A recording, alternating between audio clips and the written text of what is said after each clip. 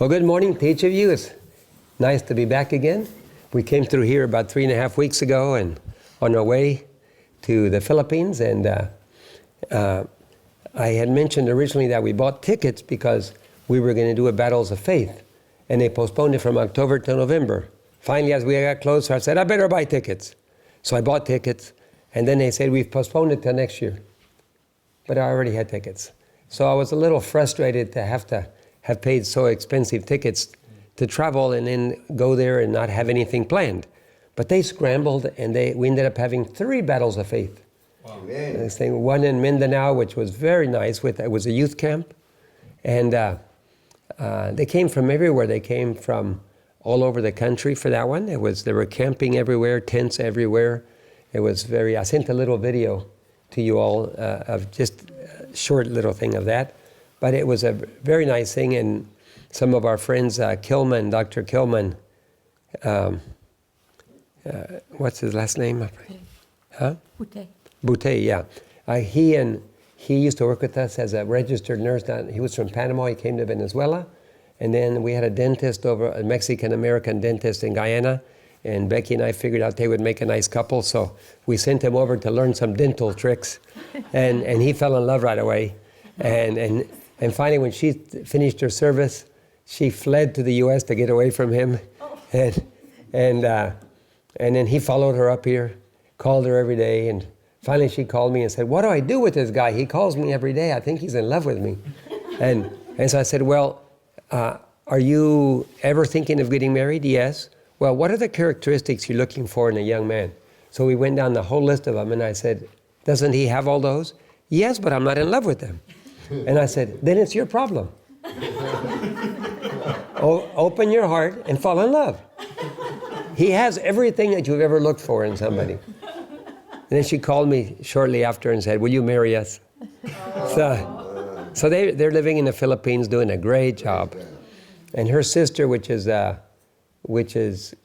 almost quadriplegic, pretty well a quadriplegic, she came over to visit over there. And she wanted to get rebaptized. So she wanted to do it in the ocean, not in a tub. So we went to the ocean, and Kilman put her on his shoulders. And then we walked in together. And so then he just leaned back, and I held her nose. And then we have it all on camera. And she was rebaptized. And she was so thrilled. We had an anointing service. And she's been harassed by demons and other things. I guess she's had a rough life. And anyway, they were very delighted, and that was a nice experience. But that was down in Palawan. So after Mindanao, which is a southeast island, then we went a little further west to Palawan, and that's where our other air base is. In Mindanao is where Mountain View College is. And in Mountain View College, on the property of Mountain View College, we have a lease for the runway, which is the old runway that one of the founding physicians, American physician, when he founded Mountain View College, he used to have his own runway there. But he had so many accidents, the Filipino government took his license. So, but he founded all 3 colleges. He was involved in the development of all 3 union colleges. And the North, Central, and Mountain View College, 3 colleges. And then, so we have our air base there. And then after that meeting was done, then we went to Palawan. That wasn't a Battles of Faith meeting, but that was just a meeting with the staff. So while we were there, the week before, the new helicopter had arrived to replace the one that went down. And so we got to take a little flight in it. I have that on my computer. I'm editing it, but my screen broke, so it's in Best Buy right now getting the screen replaced. And I can't finish editing it till I'm done. But in any case, we did a little tour in the new helicopter. Then we flew in the small plane that we had come down in, a little 4-seater tail dragger. Then we flew that up to Iloilo. From Iloilo, that's where we have our HCBN, He's Coming Broadcasting Network. And there was another Battles of Faith there. That went very nice. That was really, really fun. We did it in church, Mountain View Church. And then after that, up to that North Island where Manila is. That's called Luzon. And in Luzon, we had another Battles of Faith. And that was at the other air base. They have an Adventist church there. And they told me, there were several that said, we have one to get baptized. He wants you to baptize them. I said, well, talk to the conference if they don't have a problem with it. And ministerial secretary said, no problem. Go ahead. And so then when we got started, then they told me there's going to be actually 2. And then when we got there, they said, actually it's 3. And then when I started baptizing, it was 9. So others decided to do it there. So we had, was it 9 or 11? I was thinking it was 11 at the end. Yeah, there was 9, and then by the time we got done, a couple more joined. Yeah, so there was 11 baptisms, and then we went back, finished up, and we had one interesting speaker that joined us by Zoom. And he joined us from, he was in Mozambique at that time, but he's from Angola. So he speaks in Portuguese. But his story, I watched it on the internet and I could not believe it. His grandfather was some chief and also a spiritist. And they told his daughter could not have any children. So the deal was, we'll get children. We'll get children for your daughter, but the second son belongs to us. So when he was born, he was the second son. They promptly took the baby out of the mother's arms and took him to a farm, really where there was a lot of slaves, and where it was very, very beautiful. And he was raised by demons. They raised him, made the food, did everything. They would turn into children to play with them. Then as he got older, the demons would come and teach him. You know what demons teach you? Terrible things. He said that one would turn into a victim and one would turn into a killer, and the killer would stab the other one, slice his throat, blood would be everywhere, and he was supposed to laugh and have fun at that. So they taught him at an early age to kill and to enjoy killing things. And here the demons did everything. Eventually the chief of demons, Satan himself, came. Everybody bowed to him, all the other demons, and he picked them up and held them close and said, and they told him, he is your father.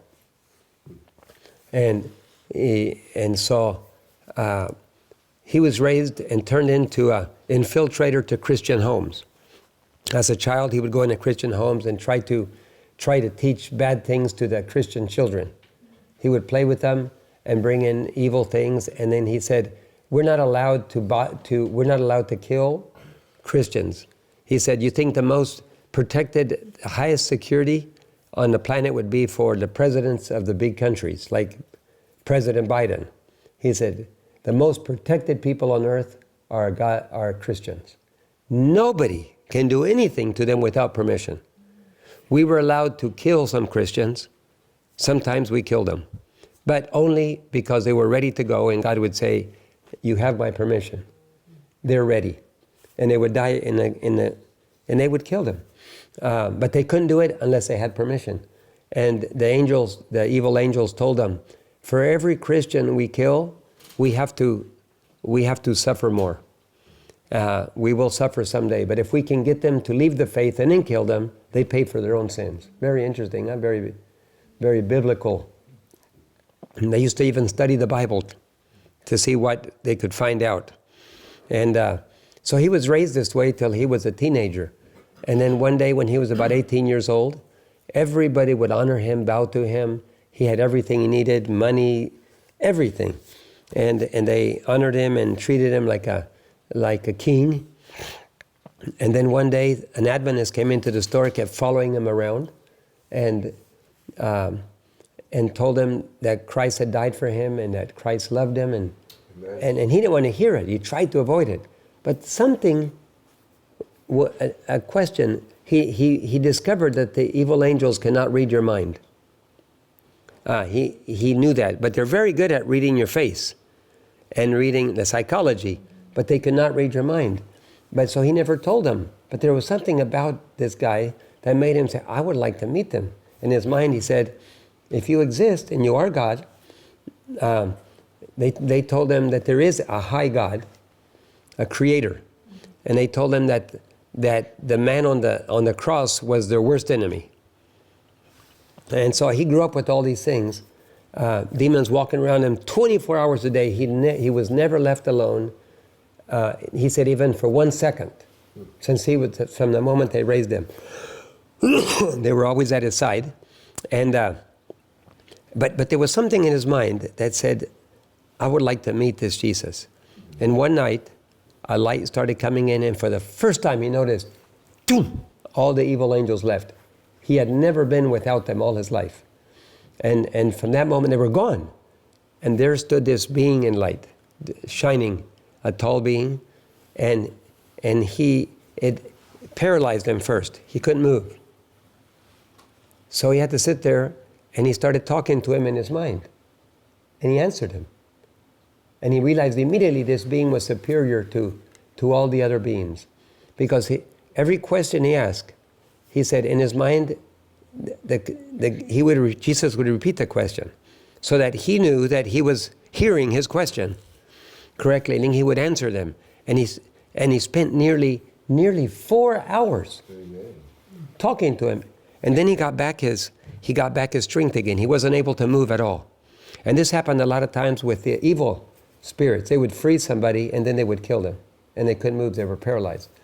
But in this case, it was so that he couldn't leave or do anything. He just sat there and they talked and talked and talked, mind to mind, without a single word. And he said, this has to be God. He can read the mind perfectly.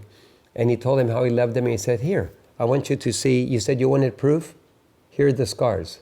I'm the man on the cross. And he said, the scars are right here. Evidently the nails went through here. And then he said, he told him how he loved him and created him. He said, I got something better for you. And he says, I give you my peace. Boom! Instantly, for the first time, he had God's peace.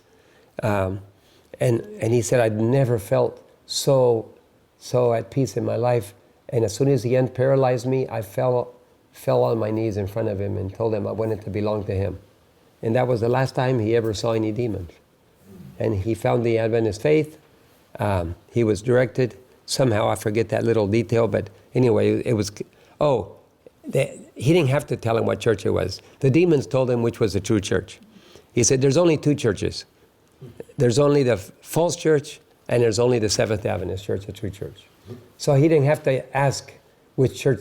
Somebody asked him that question. He said, no, we already knew. I knew immediately which was the right church. It's the most protected Christian group in the world, spiritually speaking. So if you're a Seventh Adventist, he said, you are guarded day and night by God's forces. So he joined the Seventh Adventist Church, and now he's getting a graduate degree right now in Mozambique in linguistic studies. And he now can speak some English. But he spoke in Portuguese, and if we had another Angolan there, I was going to translate for him too, but another Angolan speaker was there. And he's been in the Philippines, he speaks good English, so he translated for him.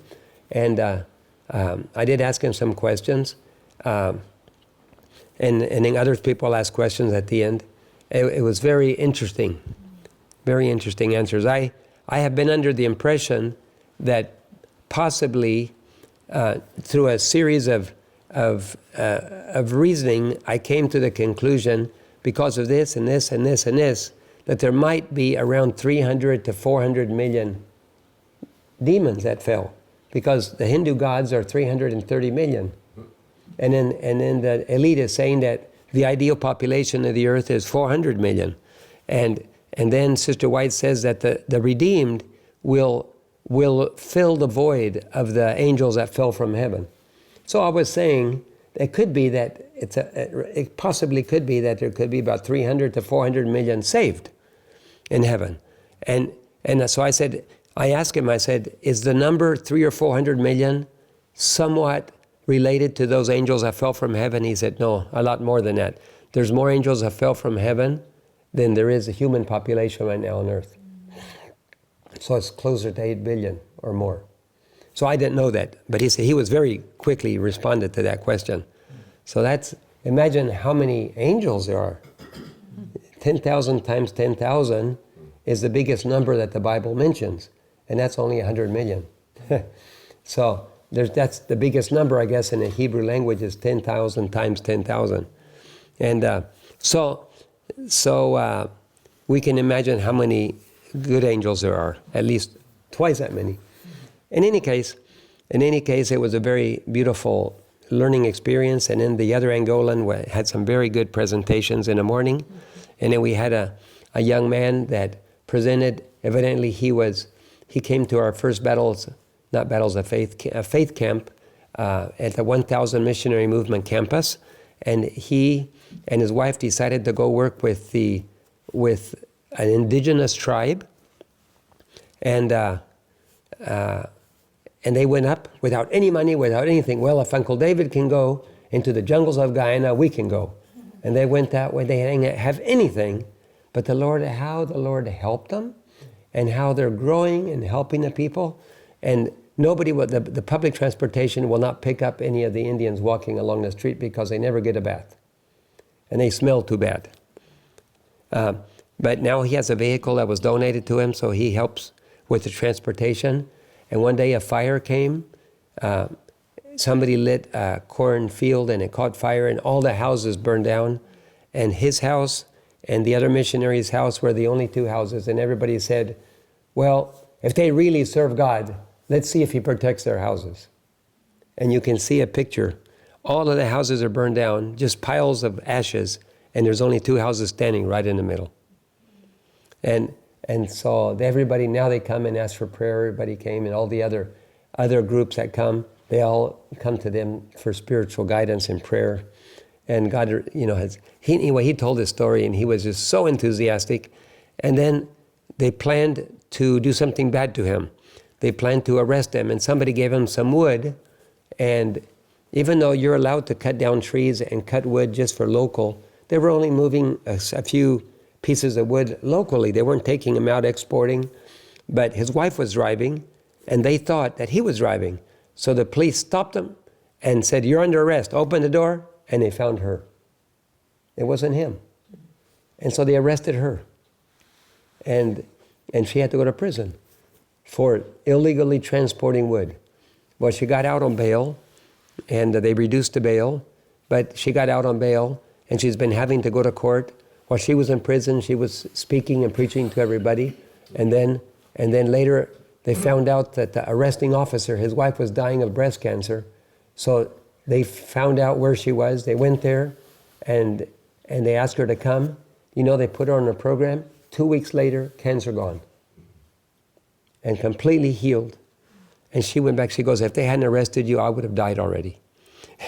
And so they've dropped all the charges. The prosecuting attorney made a motion. The judge has not finally decided. But if the prosecuting attorney is recommending dropping the charges, it will be dropped. But he said, "You'll have to wait till the other people come as well." But anyway, that happened while we were there. But they're dropping the charges. It was recommended, and she's going to find out in January at the next hearing, the confirmation. But God is using them, even when you go stand before a judge, even before you stand everywhere. God is using even the arresting to reach a lot of people and save lives. So we were greatly blessed there. And then we went to Manila. The traffic was so horrible. It took us 5 hours to make a 2-hour trip. It was just terrible traffic near Christmas time.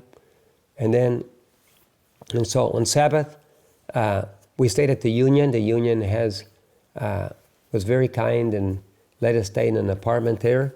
And for PAMAS, the Philippine Adventist Medical Aviation Service, which is our program, they give them free housing for all of the missionaries that come through. They appreciated what they're doing. And so we stayed there. And then in the afternoon, we went to church at one church, had potluck there. And then we went in the afternoon at 2:30. It was my turn to speak. Boy, they had the church program packed from morning to evening. Because, before we came, a doctor was presenting a health program, and then I did a presentation. As soon as I finished, they started another program. So they were going all afternoon. The church is not just to go to church, morning church. It's an all-day thing. But it was very, very nice. We met some very nice people there. And then that evening we went to a mall to eat at a vegan restaurant. The doctor and his wife, which are both physicians there at the Adventist Hospital, they took us all out to eat. But those malls are bigger and prettier than, I think in all the world, I've never seen such a prettier mall. They even have a big skating rink in the middle of the Philippines. An ice skating. And it's just so big and so massive. But they're not second to anybody, I don't think, there in Manila. Anyway, then Sunday morning, we took off, went to the airport, and got on a plane and headed this way. So that was our Philippine experience. Do you have any memories of the Philippines you like to? What's that? I think it was in Palawan that they had made bread, and they were going to go sing to all their neighbors and pass out bread for Christmas. And because we went for the baptism, I didn't get to go, but it was worth it for the baptism. I was very glad to be able to be there for that. But then the next day they said, well, we know how much you wanted to go, so there's still a few neighbors we didn't get to go see, so we can go. So we went and we sang Christmas carols and passed out bread. And what was exciting is that one of the ladies, she said, oh, I've been listening to your radio station. I guess it's something with Adventist World Radio, but our base puts on some of the programs, I guess. And so she brought out she had a tiny little phone, it's not a smartphone, but I guess it has a radio, built you can in. pick up radio. And so here she is, just out there in the boonies with this little phone, listening to the radio, and that was really exciting for all of us to see that, the neighbors are listening to the programming they're putting on and that they really appreciate it. The lady says, oh yeah, I listen to it every day. So that was really special. Okay, thank you. Can you tell us a little bit about our television station there, our network that we have over there? Okay. HCBN, He's Coming Broadcasting Network. We started that years ago on our first trip. And initially, we started by broadcasting community FM radio, which is just low power. But they put a whole chain of them from town to town to town, so one would pick up the other one and transmit a different frequency, and that one would pick up on a different frequency, and they had like 100 miles covered of little radio stations. But if one in the chain died, then the other ones would die too. But they did that for a long time, and I gave them a whole hard drive full of music, and so they put beautiful celestial music on, heavenly music. And one day the government came down on them and tried to stop them. And fortunately, right in that same town, there's a Catholic representative, a congressman, that loves their station. So as soon as they tried to stop them and take them off the air, he called them and said, why are you off the air? The government told us to stop broadcasting. He said, okay, bam. He went right to the Congress, and Congress voted a national franchise license for them. So they had, but the government has not yet issued it. They're trying to drag their feet on that, and it's already been 2 years. And then they wrote to them and said, 2 years ago you forgot to send this in. It's just a bunch of excuses, but the Lord gave it to them and it's theirs. And one of these days they're going to broadcast throughout the whole nation. Amen. That's on FM radio for the whole country. Amen. And it's been granted to them. And so we need to keep praying for them that they will get that very soon. But the Congress gave them the franchise, but it's up to the frequency management area to assign them the frequencies, and so that hasn't happened yet. So they're praying for that. But they record, they transmit every weekend, and during the week they produce programs. They have a simple little studio like we do. about as big as from the piano this way, just a little place like that. But they have several sets where they do interviews and so on. And they're well known throughout the country. And they're doing very well. So. Is it FM, but it's not television? No, that one is television. But we don't have a television transmitter. We just stream it on internet. So HCBN is streaming on the internet, and they produce live programs. But the radio, the FM is a franchise, so they can transmit on regular FM radio. But we just haven't been assigned any frequencies yet because they're dragging their feet. But at some point, God's going to give us that, and we're going to need a lot of capital to be able to buy that many transmitters throughout the country. On all the islands, we'll start broadcasting all the major cities. So imagine just Manila. It reminds me of Lima, Peru. It just goes and goes and goes and goes and goes. And All these tall buildings. And going up everywhere. Okay. I would be depressed to live there. Well, let's talk about Brazil. That you want to know about the upcoming event in Brazil. Battles of Faith is something that we've been doing for years out of Bolivia, but in different countries. And our network in Brazil, that called the Terceiro Anjo, which is Third Angel, it decided they wanted to have one too. But they're calling it something else, not Battles of Faith, because that's a Bolivian thing. But anyway, they notified me that Walter Freitas agreed to come, and Barbara O'Neill, and Scotty Meyer, and Christian Berdal is coming, and all the choir from Fountain View Academy up in Canada. And 6,000 people have already signed up. And so Sergio made a trip down there to just inform the union what they're doing. And he said, we're not here to ask permission because it's not something that is going to be inside of a church, but we want to inform you, so we'd like to do it without any opposition. And we don't want to we wouldn't want to have opposition because we're informing you what we're doing and who our invited speakers are, but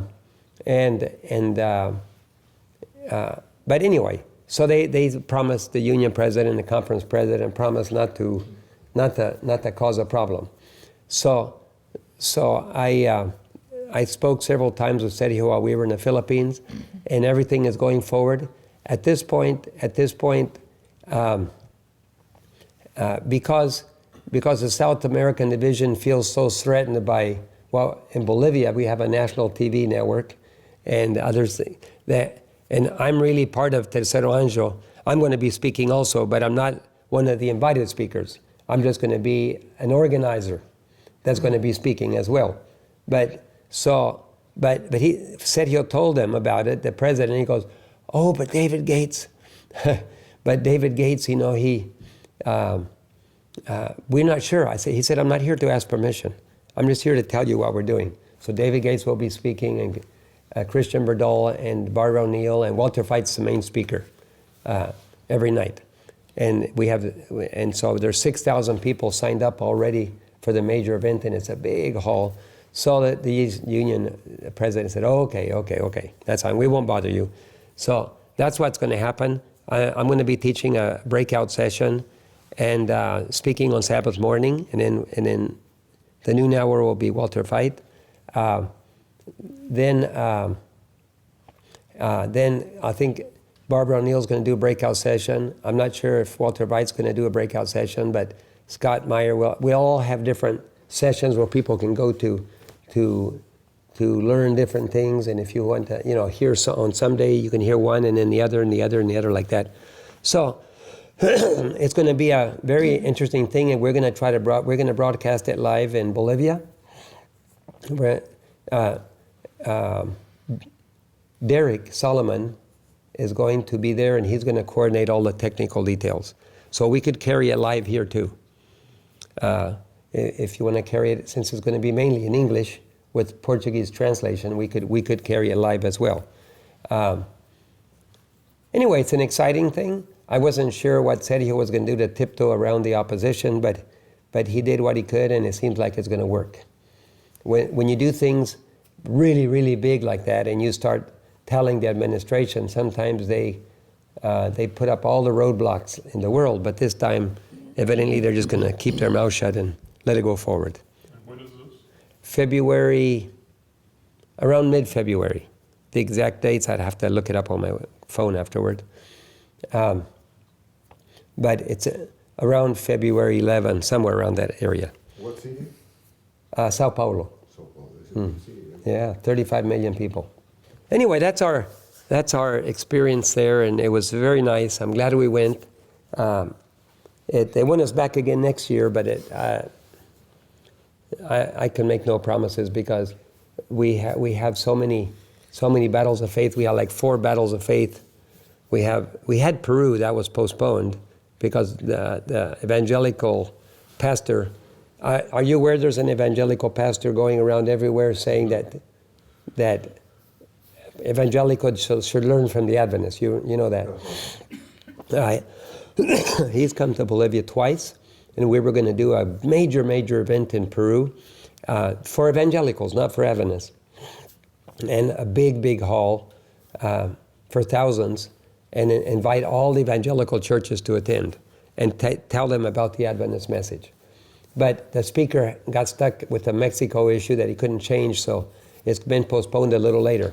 But so we have February coming up, then we go to Colombia, and Becky and I, we have 2 programs there, and then we come back to Bolivia again, and then we have a Battles of Faith, La Paz, probably, and then that's 3, and then we have to do the one in Peru that has been postponed. That's 4. So we normally only do 1 a year, but this was 4 in the first half of the year. So to accept other appointments elsewhere means we wouldn't be doing anything all year except just one thing, just going from country to country to country. And we still have to go. We still have to take the new airplane for Guyana down that we bought. And when I can get Lincoln done, the guy, they're dragging him out so much. He needs to get finished, and then we need to go down and spend at least a month flying in Guyana with him, and getting him checked out so we can leave the program in his hands. And so that's sometime during the first part of the year too. So all of that is making it rather difficult.